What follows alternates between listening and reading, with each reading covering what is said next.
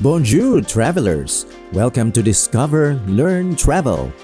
Today, we're taking you on an incredible journey to the heart of Paris to explore the iconic Sacré-Cœur Basilica.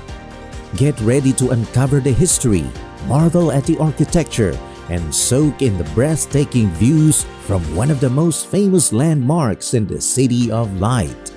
But before we dive in, make sure to hit that subscribe button and click the bell icon so you never miss out on our next adventure.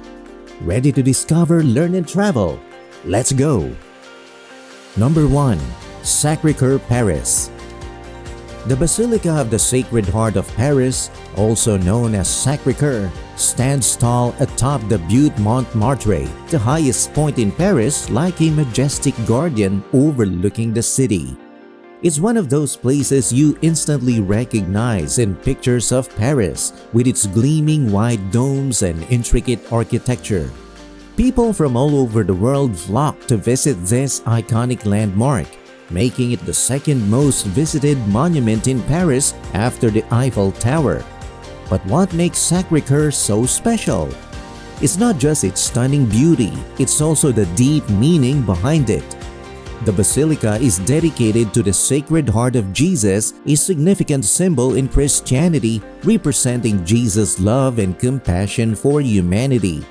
Since 1885, there has been perpetual adoration of the Holy Eucharist within its walls, a tradition that continues to this day. It's a place where people come to seek solace, admire the intricate artwork and architecture, and feel a connection to something greater than themselves. Sacré-Cœur isn't just a building, it's a testament to faith, love, and enduring spirit of Paris. Number 2. Construction and design.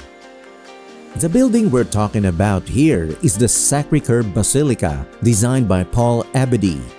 Construction on this massive, beautiful church began way back in 1875 and finally wrapped up in 1914. Now, why did they decide to build it? Well, it's a bit of a story. See, France went through a tough time during the 1870 Franco-Prussian War, and they wanted to show some national penance for the defeat. That's where Sacré-Cœur comes in. It's like a big apology in architectural form. But it's not just any old church, it's got a style all its own. Abadie took inspiration from Romanesque and Byzantine architecture, blending them in this grand design. And get this, it was also a bit of a rebellion against the fancy schmancy neo-Baroque style of the Palais Garnier. So Sacré-Cœur is not just a church, it's a statement, a symbol of history, and a stunning piece of architecture all rolled out in one. Number 3. Notable features. Imagine standing at the entrance of a grand building. Its portico decorated with majestic statues of historical figures, Joan of Arc and King Saint Louis, mounted proudly on horseback, seemingly frozen in time. Above, Savoyard Bell hangs, its presence symbolizing a significant event in history, the annexation of Savoy in 1860. As you approach closer, you notice the material of the building. Its walls crafted from travertine stone sourced from Chateau Landon, France, each block telling a story of its own. Stepping inside, your eyes are drawn to a breathtaking mosaic spanning the ceiling titled Christ in Majesty, a masterpiece created by Luc Olivier Merson, each tile a testament to meticulous craftsmanship and devotion.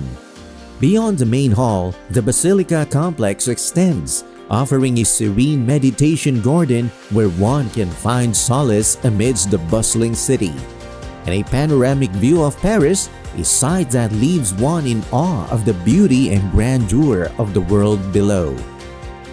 Number 4. Cultural significance. So this monument we're talking about is a huge symbol that represents something super important in the history of a whole country. It's known as a national cultural and political monument because it holds a ton of meaning for the people of the nation. And it's not just because it looks cool or old. This monument tells the story of a time when the country went through some seriously tough challenges. It's kind of a way of acknowledging some tough moments in history, like losing a big war known as the Franco-Prussian War and dealing with a rebellion called the Paris Commune back in 1871. So when folks see this monument, it's a way of reflecting on those hard times and hopefully learning from them so they don't happen again. It's more than just a piece of architecture or a statue. It's a reminder of the past and a symbol of hope for the future. Number 5. Practical information. When visiting a place of worship like the Basilica, it's important to remember that certain rules help maintain respect for the sacred space. One of these rules is the dress code, which means wearing appropriate attire that shows reverence for the religious significance of the place. This usually means avoiding clothing that is too casual or revealing, opting instead for modest and respectful outfits. Additionally, maintaining silence while inside the basilica is crucial to allow worshippers to pray and reflect without distraction. Another rule to keep in mind is that taking photos inside the basilica is not allowed. This is to uphold the sanctity of the place and to prevent any disruptions to those who come to worship. If you are planning to visit the basilica, you can easily get there by bus or metro, making it accessible to everyone. The basilica is open every day from 6 a.m. to 10:30 p.m., offering ample opportunities for visitors to explore and experience its beauty. However, if you wish to climb to the top of the dome, be sure to check the specific hours when it is accessible to the public. Following these guidelines ensures that everyone can respectfully enjoy their visit to this sacred place.